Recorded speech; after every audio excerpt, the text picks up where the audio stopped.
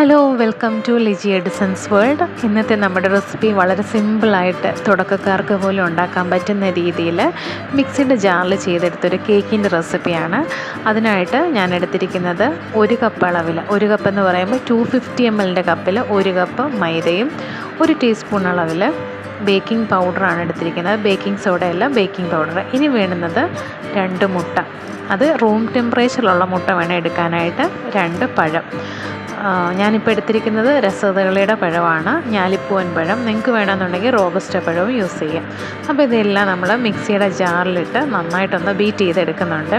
ഇനി ഒരു ഫ്ലേവറിന് വേണ്ടിയിട്ട് വാനില എസൻസ് 1 ടീസ്പൂൺ ആഡ് ചെയ്ത് കൊടുക്കുന്നുണ്ട്. ഇനി ചേർത്ത് കൊടുക്കുന്നത് 1/2 കപ്പ് അളവിൽ പഞ്ചസാരയാണ്. അപ്പോൾ ഇതെല്ലാം കൂടെ നമുക്ക് നന്നായിട്ടൊന്ന് ബീറ്റ് ചെയ്തെടുക്കാം.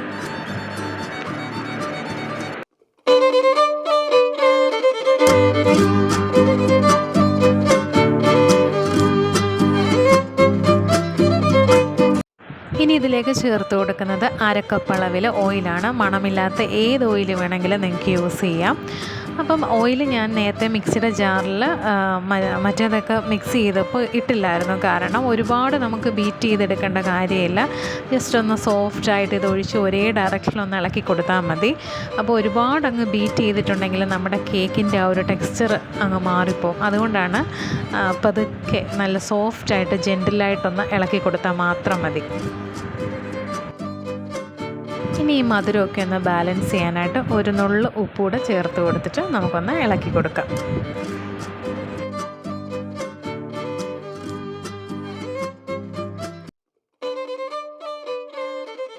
ഇനി നേരത്തെ അരിച്ചു മാറ്റി വെച്ചിരിക്കുന്ന മൈദയുടെ മിക്സ് ഇതിലേക്ക് കുറേശ്ശെയായിട്ട് ചേർത്ത് കൊടുക്കാം.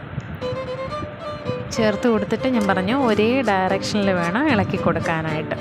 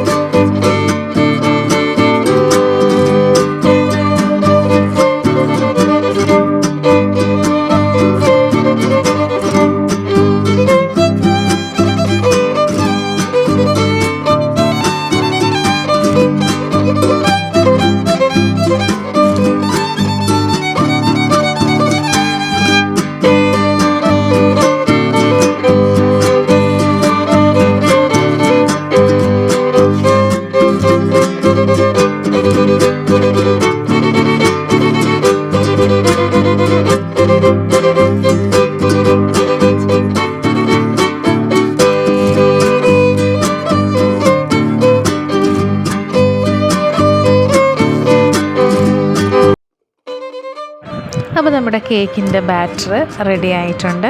ഇനി നമുക്ക് വേണ്ടുന്നത് ജാമാണ്.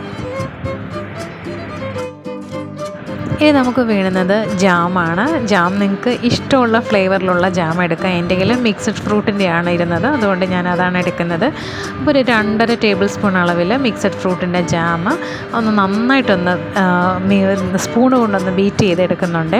അപ്പോൾ ആദ്യം ഒരു തിക്കായിട്ടുള്ള കൺസിസ്റ്റൻസിയിലല്ലായിരുന്നു ഇരുന്നത്. അപ്പോൾ അതൊന്ന് മാറാൻ വേണ്ടിയിട്ടാണ്, നമുക്കിങ്ങനെ കോരി ഒഴിക്കാൻ പറ്റുന്ന ആ ഒരു പരുവത്തിലാക്കി എടുക്കാൻ വേണ്ടിയിട്ടാണ് നന്നായിട്ടൊന്ന് മിക്സ് ചെയ്തെടുത്തത്. ഇനി നമ്മൾ നേരത്തെ സെറ്റ് ചെയ്ത് വെച്ചിരിക്കുന്ന ആ ഒരു ട്രേയിലോട്ട് നമുക്ക് കേക്കിൻ്റെ ബാറ്റർ ഒഴിച്ചു കൊടുക്കാം.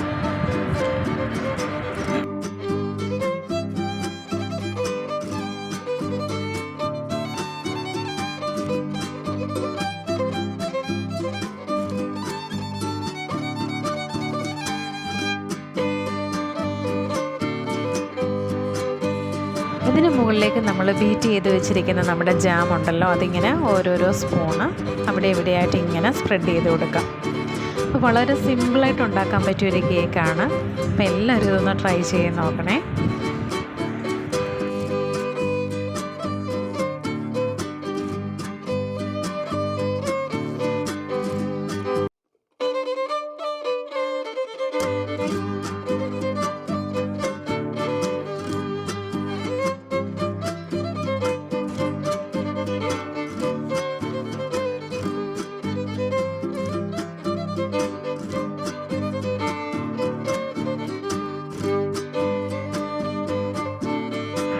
അപ്പോൾ എയർ ബബിൾസ് ഒക്കെ പോകാനായിട്ട് നമുക്കിതൊന്ന് ടാപ്പ് ചെയ്ത് കൊടുക്കാം.